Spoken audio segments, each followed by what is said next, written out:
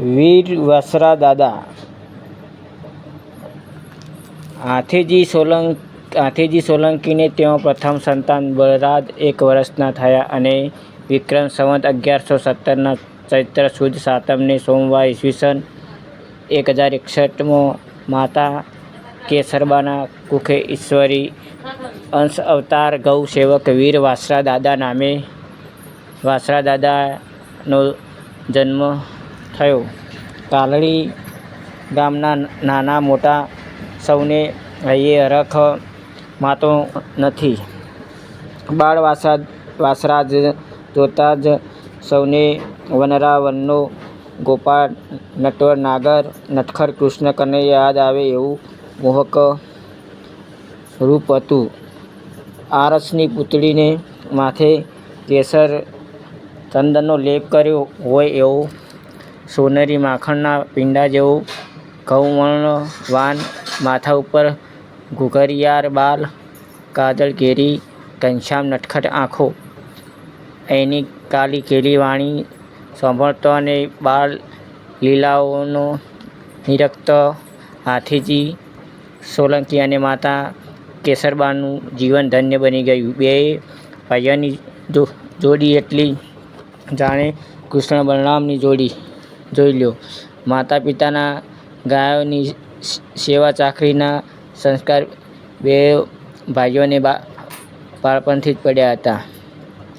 ચુવાણ પંથકના કાલડી ગામના આજુબાજુ વિસ્તારના લોકો પણ બાળકમાંથી કિશોર અવસ્થામાં આવેલા વસરાજ દાદાની ગૌ સેવાના વખાણ કરતા ધરાતા નથી. બળરાજ અને વસરાજની ઉંમર 12-13 વર્ષની થઈ છે. બંને રાજકુમારો ગાયો ચરાવવા જંગલમાં જાય છે. એવામાં કારમાં દુકાળ પડ્યો. પાણીની તંગી શરૂ થઈ. સીમમાં ક્યાંક ગાયોને પીવડાવવા માટે પાણી મળતું નથી. નદીનો પટ સાવ કોરો ધાકોડ થઈ ગયો છે. ચૈત્ર વૈશાખ તપે છે. કાળઝાળ ગરમીમાં પાણી વિના તરસી થયેલી ગાયો ત્રાહિમામ પોકારતી હતી.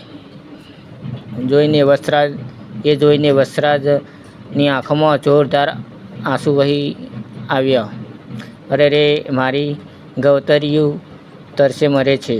કાલડીથી 5-7 માઇલ શેટે આવેલા વડાવલી ગામની સીમમાં વસરાજ સુરત દાદા સામે મીટ માંડીને પછી તરડાયેલી કાળી ભટ્ટ થયેલી સૂકી ધરતી ઉપર નજર નાખી. ત્યાં ધરતીના પેટાળમાંથી મા ગંગાજીનો સાદ સંભળાયો. બાપ વસરાજ, તારા જમણા પગે હેઠે ભાલાની અણીથી વીરડો ગોંડ.